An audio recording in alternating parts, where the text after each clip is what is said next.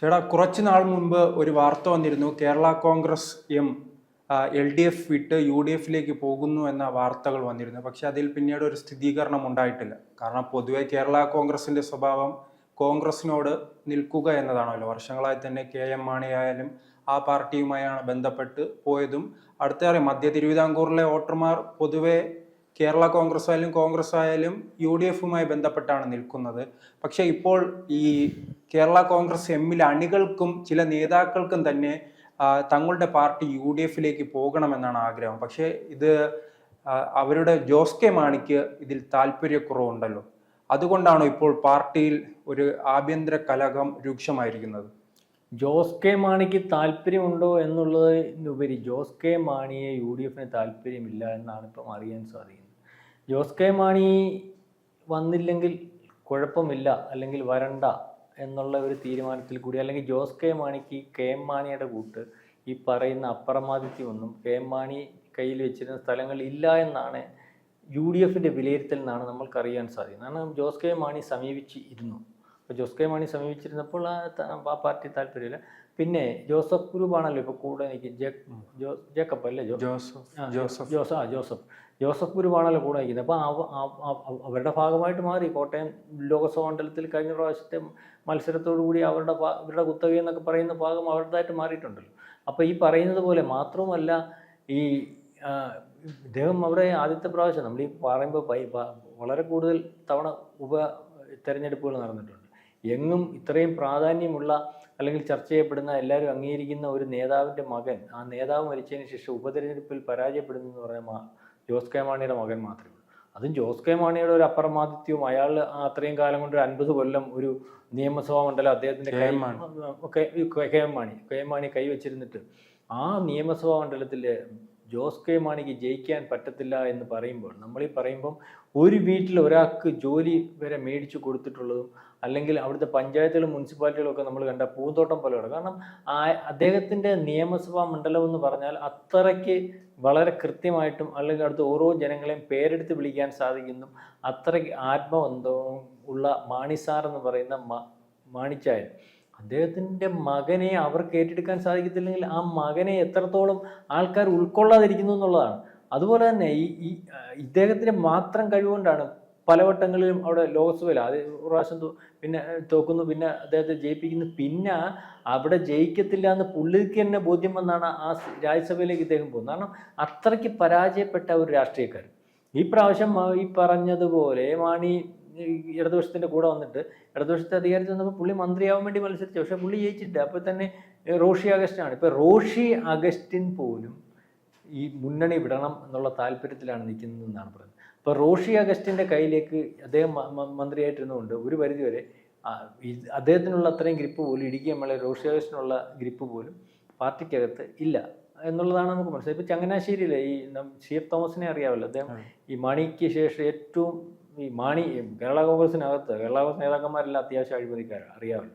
ഇതിനകത്ത് 5 പൈസ ഉണ്ടാക്കാതെ പാർട്ടിക്ക് വേണ്ടി ജീവിക്കുകയും, മാണി ലോകത്താരെയും വിശ്വസിക്കത്തില്ല, അദ്ദേഹത്തെ തന്നെയില്ല. അദ്ദേഹം വിശ്വസിച്ച് ഒരു സമയത്ത് പാർട്ടി, എനിക്ക് തോന്നുന്നു അദ്ദേഹത്തിൻ്റെ പാർട്ടി നേതൃത്വം തന്നെ ഏൽപ്പിച്ചു പോകുന്ന ഒരു അവസ്ഥ ഉണ്ടായിരുന്നു ഈ CF തോമസിൻ്റെ.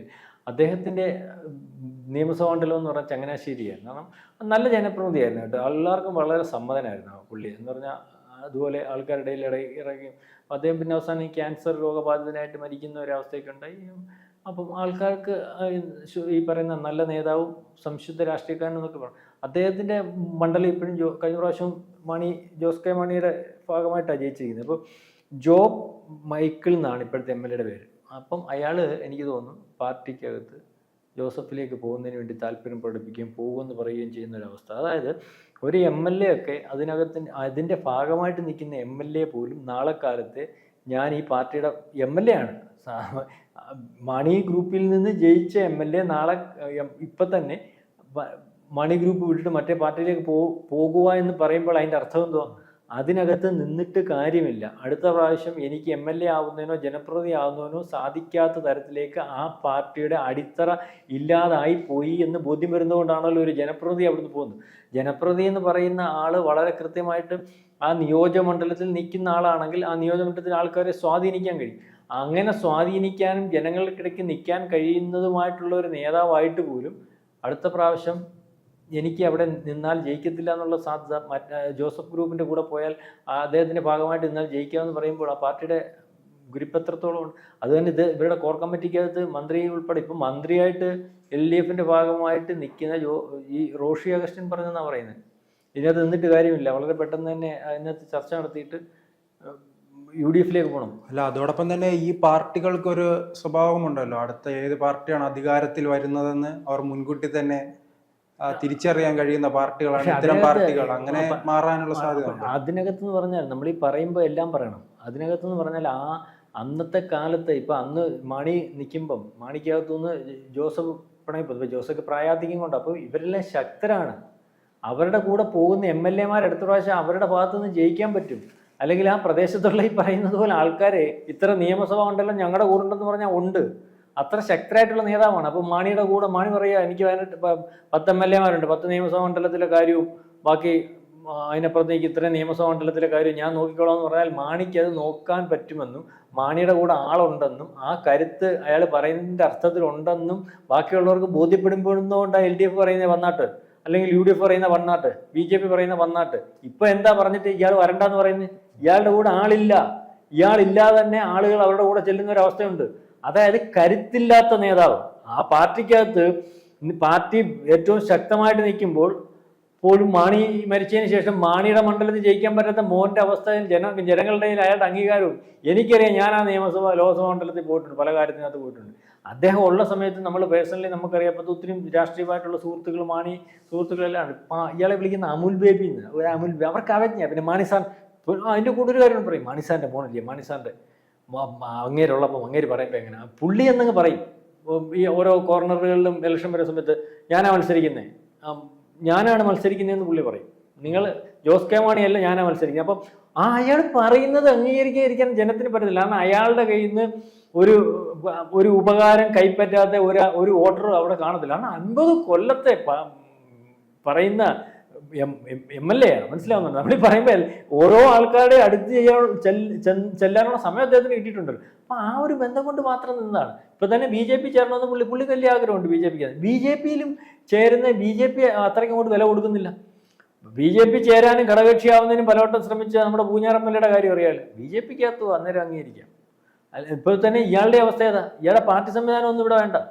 ഇയാൾ BJPക്കകത്ത് വരുന്നത് BJPക്കൊക്കെ ചേർന്നു, പിന്നെ ആലോചിക്കാമെന്നുള്ള രീതിയിലേക്ക് പോകും. കാരണം ഇതിനകത്തെ ഇപ്പം മാണി ഗ്രൂപ്പ് എന്ന് പറഞ്ഞിട്ട് BJPക്കകത്ത് അകത്തോട്ട് കൊണ്ടുപോയാൽ ഒരു ഗുണവുമില്ല. നേരത്തെ ഇതുപോലെ ഘടകകക്ഷിയാന്ന് പറഞ്ഞ ഇദ്ദേഹത്തിന്റെ ഭാഗത്ത് ഒരു ആളുണ്ടായിരുന്നല്ലോ, അദ്ദേഹത്തെ ഇതിനകത്ത് കൊണ്ടുപോയി ഒരു കുറഞ്ഞ കാലത്തിൽ വാജ്പേയിയുടെ കാലമൊക്കെ മന്ത്രിയൊക്കെ ഇരുത്തില്ല. പിന്നെ അയാൾക്ക് ഇതിനകത്തോട്ട് ഈ പറയുന്നത് പോലെ PC തോമസ് വലിയ പതികായകനെ മാണിക്കകത്ത് നിന്ന് പതികായന നേതാവാണ്. PC തോമസ് ഒക്കെ ഈ ജോസ് കെ മാണി എന്ന് പറയുന്ന ആൾ ഇതിനകത്ത് വന്നുകൊണ്ട് പാർട്ടി വിട്ടുപോയതാണ്. വളരെ കാലം 2-3 തവണ അയാൾ വളരെ ചെറുപ്പത്തിൽ MP ആയിട്ടുള്ള, സ്വതന്ത്രമായിട്ട് 500 വോട്ടിന് ജയിച്ചിട്ടുള്ള. അപ്പം ഇയാൾ വന്ന ഈ മോൻ രാഷ്ട്രീയം അല്ല അങ്ങനെയാണ് മാണിയുടെ ഭാഗത്തു നിന്ന് മാറിപ്പോകുന്ന ഒരു അവസ്ഥ ഉണ്ടായി. അപ്പം ഈ രീതിയിലേക്ക് കാര്യങ്ങൾ പോവുകയാണ്. അത് ജോസ് കെ മാണിയുടെ അവസ്ഥ നാളെ കാലത്തെ വളരെ പരിതാപകരമായിട്ട് പോകുന്ന ഒരവസ്ഥ. ജോസ് കെ മാണിയുടെ അവസ്ഥ എന്ന് പറഞ്ഞാൽ ജോസ് കെ മാണിയുടെ അച്ഛൻ മാണി സാർ ഉണ്ടാക്കിയ പാർട്ടി, മാണി ഗ്രൂപ്പ്, ആ പാർട്ടി മോശമായിട്ട് പോകുന്ന ഒരവസ്ഥയിലേക്ക് പോകും.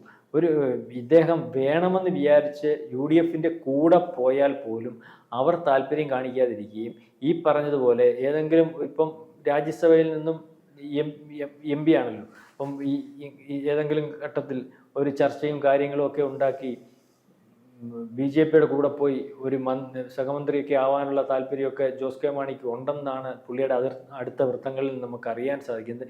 അതിനുള്ള താല്പര്യം, അല്ലെങ്കിൽ അങ്ങോട്ട് എന്ന് പറഞ്ഞിട്ട് കാര്യമൊന്നുമില്ല, അതിനുള്ള താല്പര്യം എടുത്ത് BJP അങ്ങോട്ട് ചെല്ലുന്ന ഒരു നേതാവായിട്ട് ഇപ്പം ജോസ് കെ മാണി ഇല്ല. അതായത് കേരള കോൺഗ്രസ് ജോസ് കെ മാണിയുടെ മാണി ഗ്രൂപ്പ് ജോസ് കെ മാണിയുടെ നേതൃത്വത്തിൽ വന്നതിന് ശേഷം അത് ശോഷിച്ച് പൊക്കോണ്ടിരിക്കുന്ന ഒരവസ്ഥയാണ്.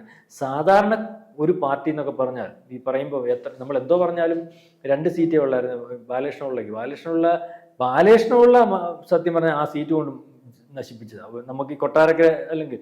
പക്ഷെ അദ്ദേഹത്തിന്റെ മോനെ ഏൽപ്പിച്ച സീറ്റ് പുള്ളി അത് ഇനി ആര് സഹായിച്ചില്ലെങ്കിലും, ഒരു പാർട്ടിയും സഹായിച്ചില്ലെങ്കിലും ആ പത്തനാപുരം സീറ്റ് ഗണേശ് എന്ന് പറയുന്ന ആള് അവിടെ നിന്ന് മത്സരിച്ചാൽ ചെയ്യും. കാരണം ഗണേശൻ അത്രയ്ക്ക് നല്ലൊരു ജനപ്രതിനിധി. അപ്പം കൈകാര്യം ചെയ്യാൻ അറിയുന്ന ആളായിരുന്നെങ്കിൽ അയാൾ മാണി സാറിൻ്റെ മകനായിട്ട് തന്നെ അവിടെ നിന്ന് കാര്യങ്ങൾ കൈകാര്യം ചെയ്ത് അതിനപ്പുറമായിട്ടുള്ളൊരു നേതാവായിട്ട് മാറുമായിരുന്നു. പക്ഷേ ജോസ് കെ മാണി എന്ന് പറയുന്ന നേതാവ് ആ നാട്ടുകാർ പറയുന്നത് പോലെ ഒരു അമുൽ ബേബി തന്നെയാണ്. അതുകൊണ്ട് ഈ അമുൽ ബേബിയെ ചുമക്കുന്നതിന് UDF താല്പര്യമില്ല, BJPക്കും താല്പര്യമില്ല. പിന്നെ അതിനെ വിഴുങ്ങുന്ന ഒരവസ്ഥയിലേക്ക് CPM മാറിയിരിക്കുന്നതാണ് നമുക്ക് മനസ്സിലാവുന്നത്.